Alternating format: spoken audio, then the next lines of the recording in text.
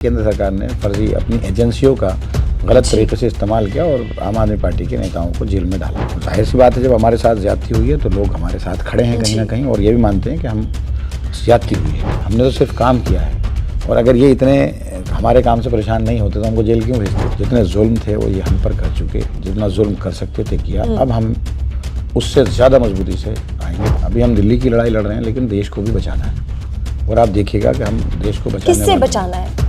भाजपा जो आज इस पूरे देश के भाईचारे को खत्म करने पर तुली है। आप उसे आपदा वाली सरकार कह रहे हो जो लोगों को डायरेक्ट राहत दे रही है। अगर हम आपदा वाली सरकार है तो लोग हमारे साथ क्यों खड़े हैं? वोट को स्लो करेंगे, बेईमाना करेंगे, फिर यहाँ का माहौल ख़राब करने की कोशिश करेंगे और मेरे नाम पर, ये पूरे दोखला के नाम पर पूरी दिल्ली के इलेक्शन को पोलराइज करने की कोशिश करेंगे। नमस्कार, आप देख रहे हैं 4PM, मैं आपके साथ नफीसा खान। जहां दिल्ली के अंदर एक तरफ कड़ाके की सर्दी पड़ रही है तो वहीं दूसरी तरफ दिल्ली के अंदर सियासी पारा हाई है, यानी कि गर्माहट बढ़ गई है क्योंकि दिल्ली के अंदर विधानसभा चुनाव है और रोज नए नए नेताओं के बयानों से, विवादों से दिल्ली का चुनाव और ज़्यादा दिलचस्प बनता जा रहा है। और ऐसे में सवाल ये है, जब एक तरफ तमाम दलों की निगाहें दिल्ली की सत्ता पर है तो दिल्ली के अंदर सरकार कौन बनाने जा रहा है? इसी पूरी चुनावी चर्चा को लेकर बातचीत करते हैं मेरे साथ आम आदमी पार्टी के 2 बार के विधायक और ओखला से आम आदमी पार्टी के प्रत्याशी अमानतुल्लाह खान जी मौजूद हैं। समझते हैं कि इस बार के समीकरण क्या बैठ रहे हैं और इस बार आम आदमी पार्टी सरकार के कितने करीब है या फिर सत्ता दूर होती जा रही। सवाल कई हैं क्योंकि जहां भारतीय जनता पार्टी शीश महल और आपदा वाले वार आम आदमी पार्टी पर कर रही है तो समझते हैं कि आम आदमी पार्टी कितनी तैयार है इस बार के चुनावों को लेकर। बहुत बहुत स्वागत है सर आपका 4PM पर।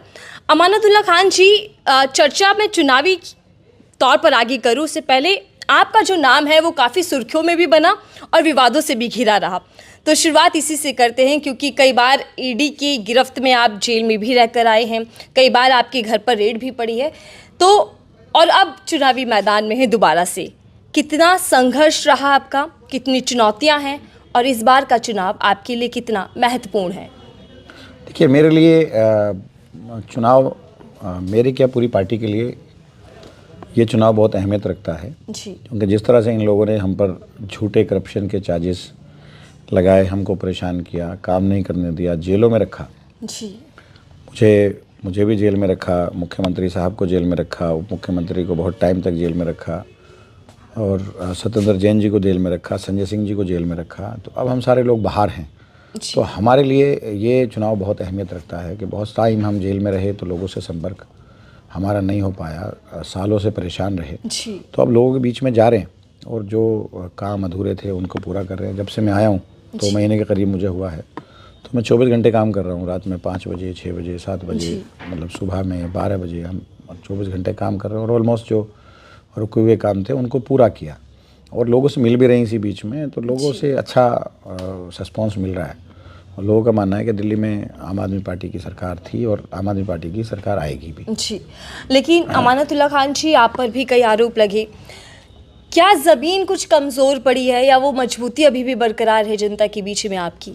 देखिए, जो झूठे आरोप लगे, मैं 72 दिन में जेल से बाहर आ गया। जिस तरह से अरविंद केजरीवाल जी की इमेज को ख़राब करने के लिए, परेशान करने के लिए, जेल में डालने के लिए, दिल्ली सरकार तोड़ने के लिए जी। उन पर आरोप लगे, उसी तरह से हम सब पर झूठे आरोप लगे। हम जनता के बीच में हैं, जनता जानती है कि हम किस तकलीफ़ों से हम गुज़रे, क्यों गुज़रे, क्योंकि हम जनता की आवाज़ को हमने उठाया, जहाँ जहाँ जुल्म हुआ उस आवाज़ को हमने उठाया। तो इस वजह से हम लोगों के बीच में रहे, हम काम ना करें और हमारी इमेज को ख़राब करने के लिए झूठे आरोप लगे, ये सब जानते हैं। आज हम जेल से बाहर हैं तो लोगों में जा रहे हैं तो लोगों को हम पे भरोसा, और वो कहती है केंद्र सरकार ने फर्जी अपनी एजेंसियों का गलत तरीके से इस्तेमाल किया और आम आदमी पार्टी के नेताओं को जेल में डाला जी। आप दुरुपयोग की बात कर रहे हैं, आप कह रहे हैं कि षड्यंत्र के तहत आपकी पार्टी को, आपकी सरकार को खत्म करने की कोशिश की गई। तो क्या आम आदमी पार्टी सिंपैथी पाने के लिए बीच में है जनता की और उसी सिंपैथी वोट को हासिल करना चाहती है? देखिए, सिंपैथी नहीं है। हम लोग तो जो हमारे साथ हुआ वो तो सब जानते हैं जनता, और हम सिंपैथी के लिए तो हमें तो भेजा गया जेल, अपनी मर्जी से, अपनी पसंद से तो हम गए नहीं। हम तो लोगों के बीच में काम कर रहे थे। हाँ, वो अलग बात है कि कोर्ट ने हमारे साथ इंसाफ किया और हमारी आवाज़ को सुना गया। और जैसे मेरी 72 दिन में जेल हुई, CM साहब की 4 महीने के आसपास जेल हुई, जेल से रिहाई हुई, मेरी 72 दिन में रिहाई हुई। और आज सारे मनीष सिसोदिया जी हों, चाहे सत्येंद्र जैन हों, चाहे संजय सिंह हो, आज हम सारे बाहर हैं और जाहिर सी बात है जब हमारे साथ ज़्यादती हुई है तो लोग हमारे साथ खड़े हैं कहीं ना कहीं और ये भी मानते हैं कि हम ज़्यादती हुई है। बाहर हैं और चुनावी मैदान में भी हैं, जनता के बीच आप लगातार जा रहे हैं, जुड़ रहे हैं, कैसा रिस्पांस आपको मिल रहा है? ओखला के मुद्दे क्या हैं इस बार? देखिए, ओखला में तो जो हम काम कर रहे हैं वही मुद्दे हैं। जैसे हम पूरे एरिया को सीवर्ड कर रहे हैं, सारी सड़कें हम बना रहे हैं। 24 घंटे ये वो इलाका है जहाँ अब से 10 साल पहले जब मैं विधायक नहीं था आबादी बहुत कम थी, लेकिन आज आबादी 10 गुना ज़्यादा बढ़ने के बावजूद भी 24 घंटे हम लाइट दे रहे हैं। पानी की लाइन हम डाल रहे हैं, मेन लाइन हम डाल रहे हैं पानी की, जहाँ से आना है जामे मेट्रो स्टेशन के नीचे, अब 4 फीट तक मेट्रो स्टेशन के नीचे ओखला वाटर वर्क से हम ले आए हैं। एक अस्पताल हमने 314 बेड का यहाँ बनाया है। अपोलो में हमारे यहाँ के बहुत सारे पेशेंट EWS कैटेगरी के तहत हज़ारों की तादाद में यहाँ हमने कराए हैं। अब हमारे लिए जो सबसे बड़ा चैलेंज ये है कि हमने जो वादे किए हैं वो हम पूरे करेंगे। जैसे हमने 2100 रुपया महिला सम्मान योजना देने का वादा किया है तो उसे हम पूरा करेंगे। और दूसरा जो संजीवनी योजना के नाम से जो 60 साल से ऊपर के बुज़ुर्ग हैं जी, उनको हम जो है फ्री में ट्रीटमेंट देंगे, वो चाहे किसी भी अस्पताल में हो। तो ये हमें हर हालत में इम्प्लीमेंट करना है। यकीन इसका, ताकि जनता ने हम पे भरोसा कर रही है तो हमें भी पूरा इसको पूरा करना है। जी, लेकिन इन्हीं वादों पर ये आरोप लग रहे हैं कि आम आदमी पार्टी के पास काम नहीं है गिनवाने के लिए, इसीलिए फ्री की रेवड़ियों के जरिए जनता को लुभाने का प्रयास किया जा रहा है। अब देखिए, आप किसी भी आदमी को क्या चाहिए होता है, वो कहता है कि साहब मुझे 24 घंटे बिजली दे दो। हमने 24 घंटे बिजली दे दी, फ्री बिजली दे दी। जी, दूसरा है कि साहब मुझे पानी दे दो, हमने फ्री पानी दे दिया और जहाँ नहीं है वहाँ हम फ्री पानी दे रहे हैं। तीसरा है कि साहब अच्छी हेल्थ दे दो, हमने मोहल्ला क्लिनिक्स और आम आदमी क्लिनिक्स और अस्पताल दिए और जिसमें दवाइयाँ फ्री दी और इलाज फ्री दिया। चौथा है कि अच्छी एजुकेशन दे दो, तो हमने अच्छे स्कूल बना दिए, अच्छी एजुकेशन दी। तो इंसान को 4 चीज़ों के अलावा तो बाकी जितनी अनऑथराइज कॉलोनी है उन सारी को डेवलप हमने किया। उनमें सीवर का काम किया, पानी की लाइनों का काम किया, हमने सारी सड़कें बनाई और बना रहे हैं। तो अगर बसों के अंदर हमने महिलाओं के लिए सफ़र भी किया, ऐसा कौन सा वादा है जो आम आदमी पार्टी ने 2015 में किया था, 2020 में किया था, जिसको पूरा नहीं किया? जी, तो अगर कोई ये कहता है कि अब काम दिलाने, काम गिनाने के लिए नहीं है, तो हमने तो काम किए और क्या किया जनता के बीच में रह करके, और कुछ तो हमने किया ही नहीं है। जी, हमने तो सिर्फ काम किया है। और अगर ये इतने हमारे काम से परेशान नहीं होते तो हमको जेल क्यों भेजते, फर्जी मुकदमात लगाकर या हमारी इमेज को ख़राब करने के लिए जेल क्यों भेजते? ये तो सब साबित हो गया ना कि प्रोसीड्स ऑफ क्राइम था ही नहीं, पैसा कहीं से मिला ही नहीं, ट्रायल कहीं थी नहीं। मेरे वाले मसले में तो इतना है कि मैं CBI ने जो चार्जशीट सबमिट की है, जिसकी बुनियाद पर इन्होंने ED के अंदर चार्जशीट की, उसमें तो वो क्लीन चिट मुझे दे रहे हैं, करप्शन है ही नहीं। और वो कहते हैं रेगुलेटरीज़ की बात वो करते हैं, वो उसमें मैं भी नहीं उसमें रिक्रूटमेंट कमेटी है, रिक्रूटमेंट कमेटी ने वो किया था। और किसी एक इंसान का, जितने लोग रखे गए हैं जिसको ये कहते हैं कि कॉन्ट्रैक्ट बेस पर रखे गए, किसी एक इंसान का ना तो CBI के अंदर स्टेटमेंट है कि मुझसे पैसे लिए गए, ना ED के अंदर है, ना ACB के अंदर है। 3 एजेंसियों ने उन लोगों से पूछा, ये चार्ज ही नहीं है तो फिर करप्शन कहाँ से आ गया? फिर ये कहते हैं 100 करोड़ रुपए का करप्शन हो गया। कहाँ से हो गया? जब करप्शन की चार्ज ये है ही नहीं कि उनसे पैसा लेकर रखा गया, तो फिर ED कैसे साबित कर सकती है कि पैसा लिया गया? कैसे कह सकती है? जी, आम आदमी पार्टी आपके सीनियर लीडर्स जो हैं वो ये आरोप लगाते हैं कि बीजेपी सब कुछ षड्यंत्र के तहत कर रही है, यानी कि सब कुछ साजिश है। लेकिन सवाल ये है सर कि बीजेपी को उससे क्या लाभ होगा? बीजेपी की कोशिश क्या है? क्या आम आदमी पार्टी की इमेज को धूमिल करने की कोशिश है? देखिए, बीजेपी अगर आप अरविंद केजरीवाल जी को समझते हैं और जानते हैं, जितना लोग सब था, नरेंद्र मोदी के बाद अगर कोई अपने पॉपुलर लीडर था तो अरविंद केजरीवाल थे, और जिनकी इमेज एक क्लीन लीडर की इमेज थी, वादे पूरे करने की, और उस इमेज को ख़त्म करने के लिए शराब घोटाला, फर्जी शराब घोटाला उन पर लगाया और उसमें चार्जेस में उनको जेल में डाला। जी, और जब उनकी ज़मानत हो गई तो फिर CBI के ज़रिए उनको गिरफ्तार किया। तो इनका इंटेंशन थी ना सीधी सी, और इमेज को ख़राब करने की इंटेंशन थी। इमेज ही ख़राब ये लोग कर भी रहे हैं, लेकिन जनता सब जानती है। और आप देखिएगा कि इस इलेक्शन के बाद हम और ज़्यादा मजबूती के साथ उठेंगे, और ज़्यादा बिल्कुल 100% और ज़्यादा मजबूती के साथ हम आएंगे। वो सब चीज़ें, जिन चीज़ों से गुजरना था, जितने जुल्म थे वो ये हम पर कर चुके, जितना जुल्म कर सकते थे किया, अब हम उससे ज़्यादा मजबूती से आएंगे बाहर। आप देखिए जी, तो ये लड़ाई क्या दिल्ली को बचाने की बन चुकी है? ये लड़ाई तो देश को बचाने की है। अभी हम दिल्ली की लड़ाई लड़ रहे हैं, लेकिन देश को भी बचाना है। और आप देखिएगा कि हम देश को बचाने किससे बचाना है? भाजपा, जो आज इस पूरे देश के भाईचारे को ख़त्म करने पर तुली है, जो पूरे मुल्क की इकोनॉमी को ख़त्म करने पर तुली है। आज आप देखिए कि मुल्क के अंदर जो पब्लिक सेक्टर है, जितने भी थे उनमें से 33 को तो ये प्राइवेट कर चुके हैं। 77 जो पब्लिक सेक्टर थे उन सबको ये प्राइवेट कर चुके, एक भी नरेंद्र मोदी जी ने बनाया, एक नहीं बनाया। तो आप बता दीजिए, जो इस आदमी ने, जिसने सिर्फ अंबानी अडानी को पूरा देश बेचने का काम कर रहा हो जो आदमी, तो उस आदमी से बचाना है जो इस मुल्क के अंदर नफ़रत की राजनीति करता हो, जिसने घर घर के अंदर नफ़रत फैला दी हो। अब आप बात बताइए कि जो बच्चे आज 15 साल के या 10 साल के हैं, 10 साल 12 साल के हैं, और इतनी नफ़रत व्हाट्सअप के ज़रिए उन पर आ रही है, तो अगर वो जब 18-20 साल के होंगे तो इस मुल्क का माहौल क्या होगा। हिंदू मुस्लिम के अंदर जो झगड़ा पैदा करने वाली पार्टी है, जो नफ़रत की बुनियाद पर राजनीति कर रही हो, तो नफ़रत ही बढ़ेगी और नफ़रत से किसी का भला तो होगा नहीं। तो यहाँ इससे भी बचाना है। ये मुल्क भाईचारे से चल सकता है। मेरा अपना ओखला है, जितना वोट मुझे यहाँ से मिलता है उतना वोट मुझे उधर से मिलता है, दोनों तरफ से मिलता है। तो ऐसा तो है नहीं हमारे यहाँ कि आपने सुना भी नहीं होगा कभी ओखला में किसी किस्म की कोई एक बात हुई है। जब से मैं विधायक हूँ 10 साल में, किसी किस्म की कोई ऐसी चीज़ भी नहीं हुई। तो ये नफ़रत करने वालों से, इस मुल्क में लड़ाई कराने वालों से, इस मुल्क को लूटने वालों से बचाना है हमें तो। जी, लेकिन लड़ाई जो चल रही है सर, वो कट्टर ईमानदार वर्सेस कट्टर बेईमान।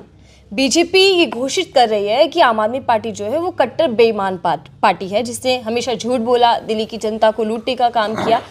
तो आप जनता के बीच कैसे विश्वास पा पाएंगे? आप कैसे बताएंगे कि हम ईमानदार हैं? जनता जानती है, हमें बताने की ज़रूरत क्या है। अगर हम ईमानदार नहीं होते तो आज जेल से बाहर क्यों होते। कोर्ट ने तो बार कहा है कि है ही नहीं कुछ, 1 मिनट नहीं टिकेगा केस। मनीष जी के उसमें, अरविंद जी के उसमें आप देखो ना, सारे बेल ऑर्डर हैं, मेरे बेल ऑर्डर हैं, कहीं है ही नहीं। तो जनता तो सब जानती है। जिस मजबूती के साथ इन्होंने बेईमाने का चार्ज हम पर लगाया, उससे ज़्यादा मजबूती के साथ हम पर यह भी साबित हुआ कि हम लोग ईमानदार लोग हैं और हमने ये काम किया ही नहीं है। जी, अब यहाँ जगह जगह भाई हमें क्या काम करने की ज़रूरत है। हमारे यहाँ ठेकेदार काम करते हैं, कॉन्ट्रैक्टर काम करते हैं, इंजीनियर्स हैं, आप पता करो कहीं से भी। लेकिन शराब घोटाले को बीजेपी बड़ा मुद्दा बनाने की पूरा कोशिश कर रही है पूरी। कहाँ देखिए, है कहाँ वो मुद्दा। शराब घोटाला है कहाँ, पैसा आया कहाँ से, पैसा गया कहाँ से। जिन लोगों से पैसा आया वो तो बीजेपी में शामिल हो गए, इन्हीं के लोग हैं।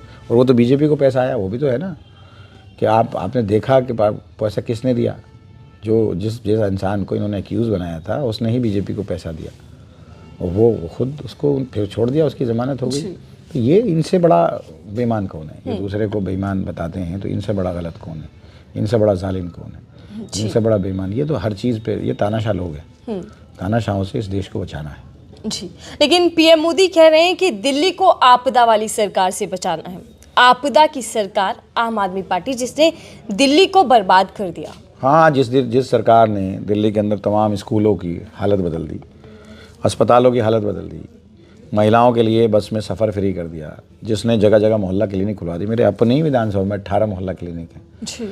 तो मेरी अपनी यहाँ पर हमने पूरे इलाके में सीवर डाल दिया, पानी की लाइनें डाल दी।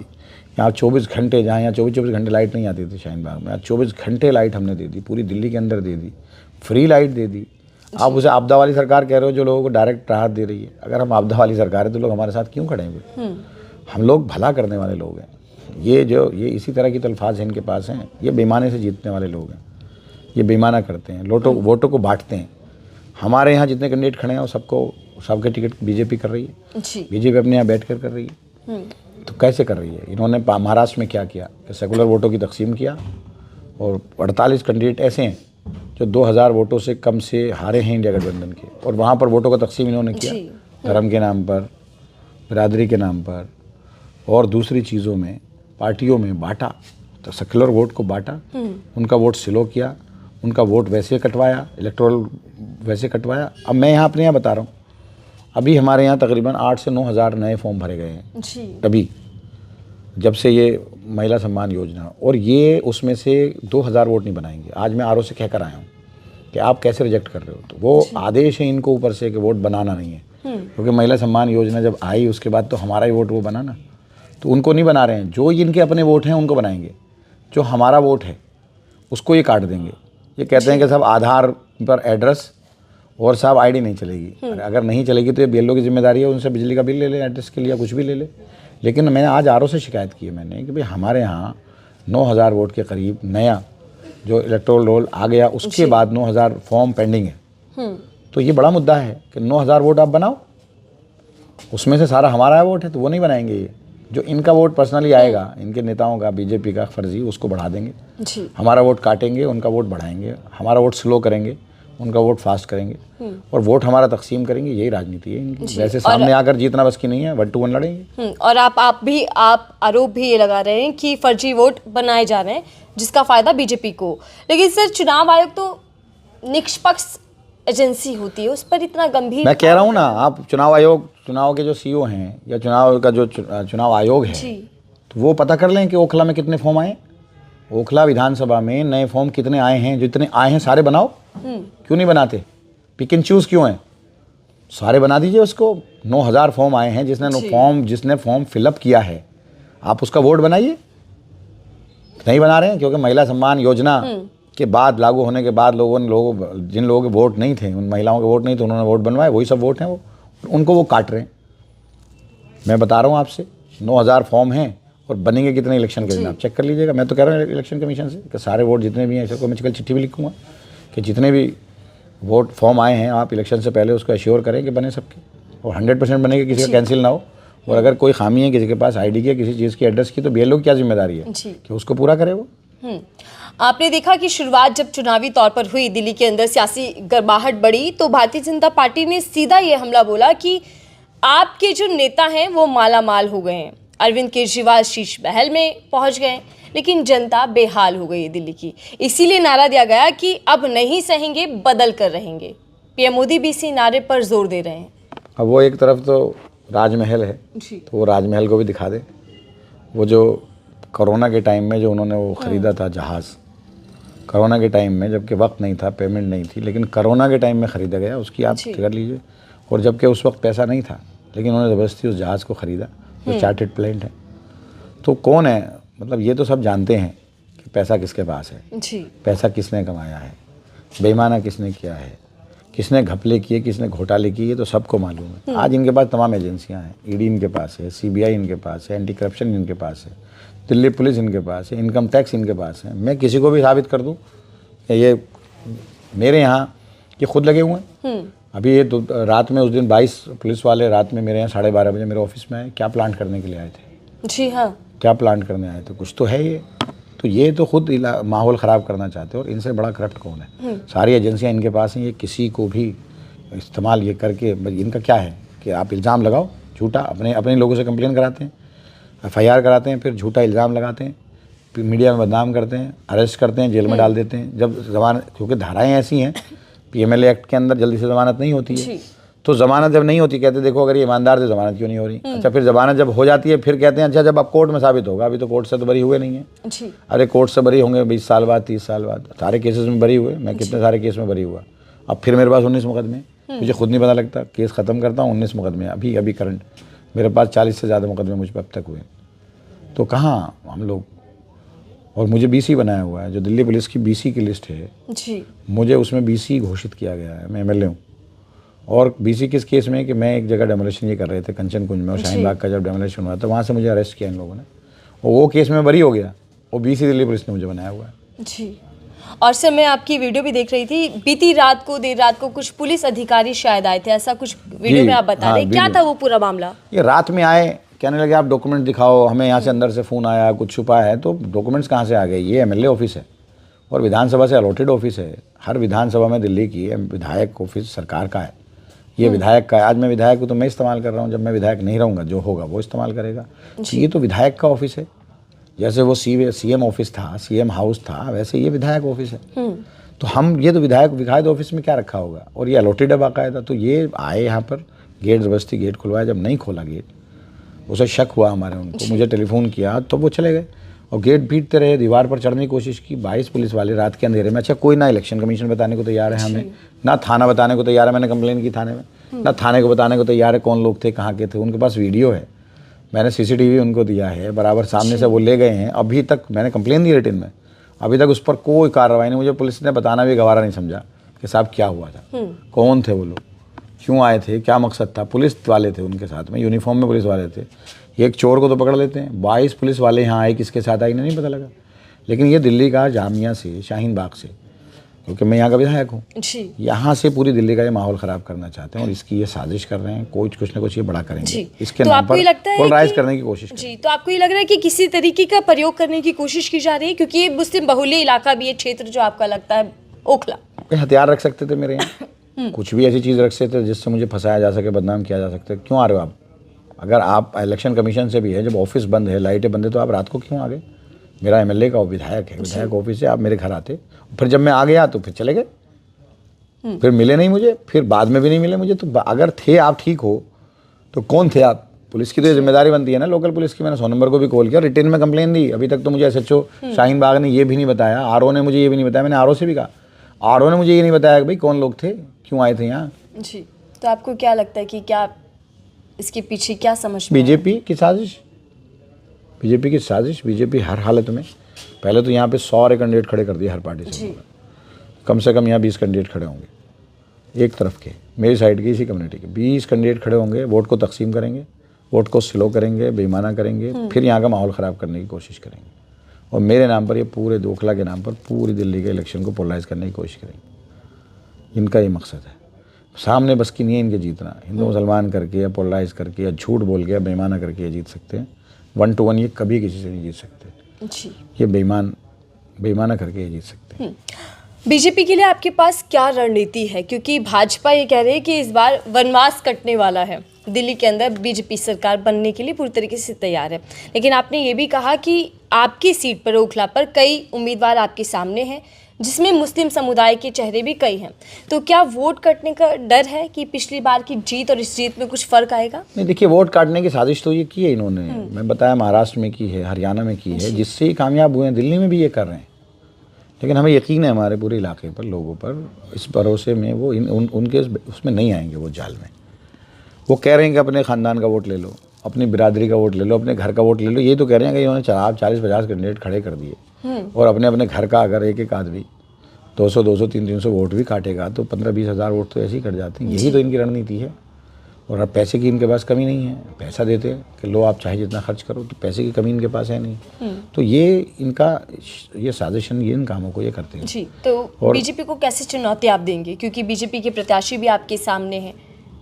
हम तो जनता में जाकर ही चुनौती दे सकते हैं। पैसा हमारे पास बहुत ज़्यादा है नहीं, उनके पास तो पैसा ही पैसा है, अंबानी अडानी है उनके पास।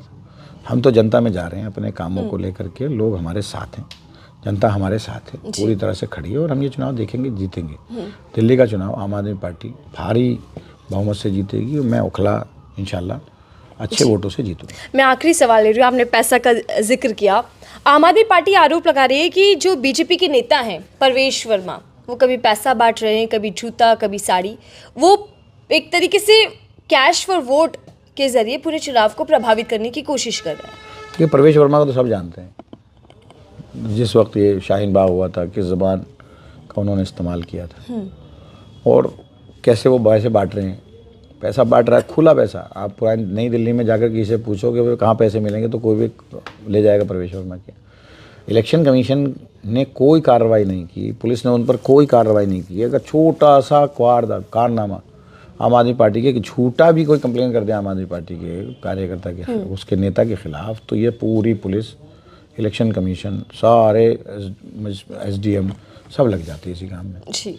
हमें जकड़ने के लिए, पकड़ने के लिए। वो खुला सबूत है उसका, वो लोग कह रहे हैं कि हमें दिए पैसे, तो उसके खिलाफ कोई कार्रवाई नहीं है। तो ये तो खुला छूट है।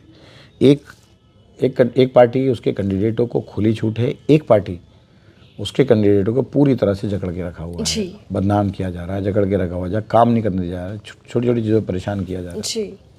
आखिरी सवाल, क्योंकि आपके प्रत्याशी जो हैं कांग्रेस पार्टी की ओर से और बीजेपी की ओर से, सर, मनीष चौधरी बीजेपी से और अरीबा खान कांग्रेस पार्टी से, जिनको कल ही टिकट मिला है, दोनों में से बड़ी चुनौती कौन है आपके लिए, और क्या रणनीति जिससे आप मात देने के लिए तैयार हैं? देखिए, 2015 में मुझे 1,04,000 वोट मिला था, और बीजेपी को 48,000 वोट मिला था, और अरीबा खान के फादर लड़े थे, उनको 20,000 वोट मिला था।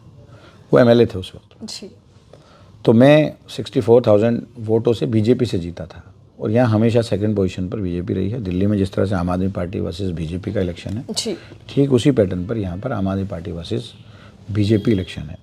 2020 के इलेक्शन में मुझे जो है 1,32,000 वोट मिला, बीजेपी को 60,000 वोट मिला, और 58,000 वोट मिला, और कांग्रेस को मात्र 5,000 वोट मिला, 5100 वोट। तो मेरा जो मार्जिन था वो 72,000 वोट था बीजेपी से। तो हमें जीत के वजह असल में यहाँ 2 वार्ड जो हैं पूरी तरह से मुस्लिम बहुल है, 2 वार्ड पूरी तरह से हिंदू बहुल है, जी 1 वार्ड जो है वो मिक्स है। तो हम जो है यहाँ चुनाव 5 वार्ड में लड़ते हैं। यहाँ 282 बूथ हैं।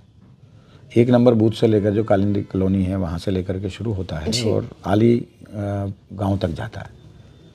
तो आली गांव तक 282वां बूथ आगरी गांव में है। जी जे कॉलोनी भी यहाँ है, न्यू फ्रेंड्स कॉलोनी है, सरिता विहार है, हर तरह का वोटर यहाँ रहता है। जी तो इन 282 के 82 बूथों पर हम लड़ते हैं।